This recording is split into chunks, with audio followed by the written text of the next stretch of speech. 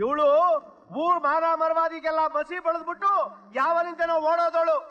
8 ವರ್ಷದಿಂದ ಇವಳು ಬದುಕೆವಳೆ ಅಂತ ಗೊತ್ತಿದ್ದು ರಾಜಣ್ಣ ಇವಳನ್ನ ಗುಟ್ಟಾಗಿ ಇಟ್ಕೊಂಡಿದ್ದ. ಸಾಲದಕ್ಕೆ ಇವಳು ತಂಗಿ ಜೊತೆ ಸಂಸಾರನು ಮಾಡ್ತಾ ಇದ್ದ. ಇವಳು ಹೆಣನ ಯಾರು ಒಪ್ಪ ಮಾಡಬಾರ್ದು. ಅನಾಥ ಹೆಣ ಅಂತ ತಗೊಂಡೋಗಿ ಊರಾಚೆ ಬಿಸಾಕ್ ಬರ್ಬೇಕು. ಇಲ್ಲ ಇಲ್ಲ, ನನ್ ಮಗ್ಳ ಹೆಣನ ಅನಾಥ ಹೆಣ ಆಗೋಕ್ ನಾ ಬಿಡೋದಿಲ್ಲ. ಏನು ಅಂದ್ರೆ ನೀವಾದ್ರೂ ಹೇಳ್ರಿ. ವೀರಪ್ಪ, ಏನ್ರಿ ರಮೇಗೌಡ್ರೆ, ಊರಿಗೆ ಒಂದ್ ನ್ಯಾಯ ಆದ್ರೆ ನಿಮ್ಗೆ ಒಂದ್ ನ್ಯಾಯನಾ? ಅವತ್ ನನ್ ತಮ್ಮ ಯಾಕಚ್ಚಿತ್ತು ಒಂದ್ ಸಣ್ಣ ತಪ್ಪು ಮಾಡ್ದ ಅಂತ ಸತ್ತೆಡೆದ್ಕೊಳ್ಳಕ್ ತಾಳಿ ಕಟ್ಸಿ ನಮ್ ಮಂತನದ ಮಾನ ಮರವಾದನ್ನೆಲ್ಲ ಬೀದಿಗೆ ಎಳೆದ್ಬಿಟ್ರಿ. ಇವತ್ ನಿಮ್ ಮಗಳು ಏನಾಗೋದಕ್ಕೆ ನಾವೆಲ್ಲ ಪಲ್ಲಕ್ಕಿಲ್ ಹೊತ್ಕೊಂಡು ಊರ್ ತುಂಬಾ ಮೆರವಣಿಗೆ ಬರ್ಬೇಕಾ? ಏಯ್, ಮಗ ಏನ್ರ ನೋಡ್ತಾ ಇದ್ದೀರಾ? ಎಳೆದು ಊರಾಚೆ ಬಿಸಾಕ್ರು. ನಿಂತ್ಕೊಳ್ಳಿ.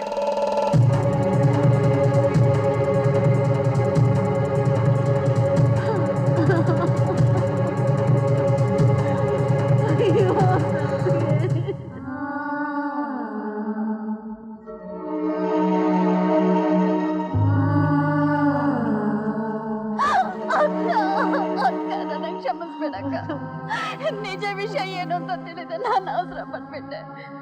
ನಿನ್ನ ಸಾವಿಗೆ ನಾನೇ ಕಾರಣ ಆಗ್ಬಿಟ್ಟೆ ಅಕ್ಕ, ನಾನೇ ಕಾರಣ ಆಗ್ಬಿಟ್ಟೆ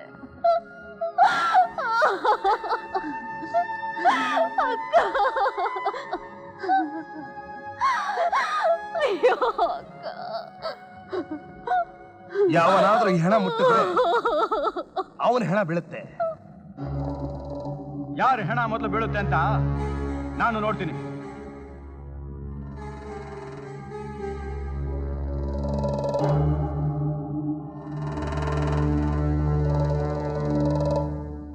ಊರಿನ ಕಾನೂನಿನ ಪ್ರಕಾರ ಈ ಹೆಣ ಅನಾಥೆಣ ಅಂತ ನಮ್ಮಣ್ಣ ತೀರ್ಮಾನ ಮಾಡಿದ್ಮೇಲೆ ಯಾರಾದ್ರೂ ಅದನ್ನ ತಪ್ಪಿಸಿದ್ರೆ ಅವ್ರ ಹೆಣ ಬೀಳ್ಬೇಕಾಗತ್ತೆ ಅಂತ ಧೈರ್ಯವಾಗಿ ಹೇಳೋಣ. ಏಯ್, ಏನ್ರ ನೋಡ್ತಾ ಇದ್ದೀರಾ? ಬಂದ್ ಎಳೆದ್ ಬಿಸಾಕ್ರು.